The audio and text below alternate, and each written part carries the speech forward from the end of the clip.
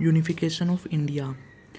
On August 15, 1947, total 565 princely states were in existence. India 552, Pakistan 13. 15 अगस्त को कुल 565 रियासतें थी। उनमें से भारत के अंदर 552 थी और पाकिस्तान के पास 13 रियासतें थी। October 1947, Jammu Kashmir was merged in India. Its ruler Hari Singh signed instrument of accession. अक्टूबर 1947 में जम्मू कश्मीर भारत के अंदर मिल गया। इसके जो रूलर थे हरी सिंह, उन्होंने साइन कर दिया इंस्ट्रूमेंट ऑफ असेसन, मतलब कि हम भारत में मिल रहे हैं, ऐसे लिखित तौर पे उन्होंने साइन कर दिया। वैसे पहले हरी सिंह तैयार नहीं थे भारत के अंदर जम्मू कश्मीर को मिलाने के लिए, लेकिन जम्मू कश्मीर की जो रियासत थी हरी सिंह की, उस पर अटैक हो जाता है। तो फिर वो इंडियन गवर्नमेंट के पास आते हैं हेल्प मांगने। तो फिर इंडियन गवर्नमेंट बोलती है कि अगर आप जम्मू कश्मीर को इंडिया के अंदर मर्ज करने के लिए मान जाते हो तभी हम आपकी हेल्प करेंगे। तो हरी सिंह को फिर मानना पड़ता है। February 1948, Junagadh princely state was merged in India through a referendum. After its ruler Nawab Mehabat Khan, Diwan Shahnawaz Bhutto fled to Pakistan. February 1948 में जूनागढ़ रियासत है वो भी भारत के अंदर मिल जाती है। कब मिल जाती है?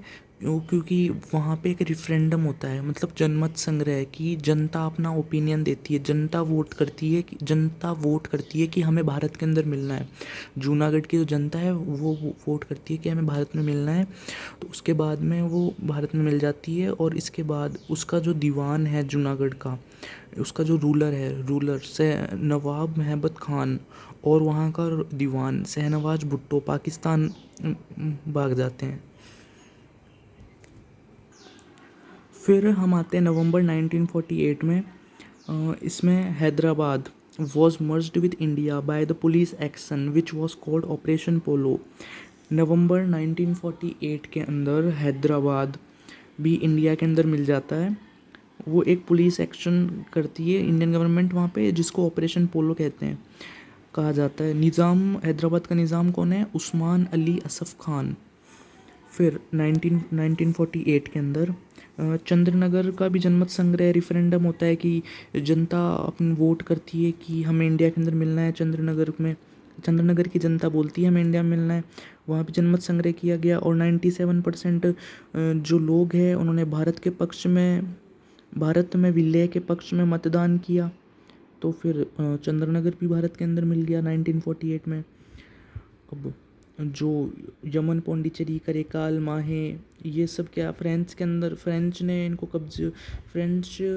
कब्जा कर रखा था यहाँ पर। तो 1954 में यमन, पौंडीचेरी, करेकाल, माहे ये फ्रेंच से मुक्त हो गए। जैसे लिख ही रखा है, इन 1954 Yemen, Pondicherry, Karaikal, Mahe were freed from French and Dadra and Nagar Haveli were freed from Portugal in 1954। Dadra और नागर हवेली पे पुर्तगाल का राज था, तो वो भी फ्री हो गई 1954 में। इन 1961 में Goa, Daman and Diu were freed from Portugal. Goa, Daman और दीव भी पुर्तगाल के पहले कब्जे में थे, वो भी फ्री हो गए 1961 में। फिर 10th constitutional amendment 1961, Dadra and Nagar Haveli were merged with India and were made union territory. 10th constitutional amendment 1961 के तहत कॉन्स्टिट्यूशनल अमेंडमेंट किया गया और दादरा और नागर हवेली को भारत के अंदर मर्ज कर दिया और इनको यूनियन टेरिटरी बना दिया गया, article 240। 12th constitutional amendment 1962, Goa, Daman and Diu were merged with India and made union territory, article 240। 14th constitutional amendment 1962, Chandannagar, Pondicherry, Yanam, Karaikal, Mahe were merged with India. ये भी 14th कॉन्स्टिट्यूशनल अमेंडमेंट 1962 के में भी चंद्रनगर, पौंडीचेरी, यमन, करेकाल और माहे को मर्ज कर दिया इंडिया के अंदर। Chandranagar was merged with West Bengal. Chandranagar को तो वेस्ट बंगाल में मिला दिया और जो बाकी बचे हुए हैं चंद्रनगर के, बाकी क्या बचे हुए हैं? पौंडीचेरी, यमन, करेकाल और माहे। पौंडीचेरी, यमन, करेकाल और माहे को बना दिया यूनियन टेरिटरी ऑफ पौंडीचेरी। इन सबका एक ही नाम दे दिया। किस किस का?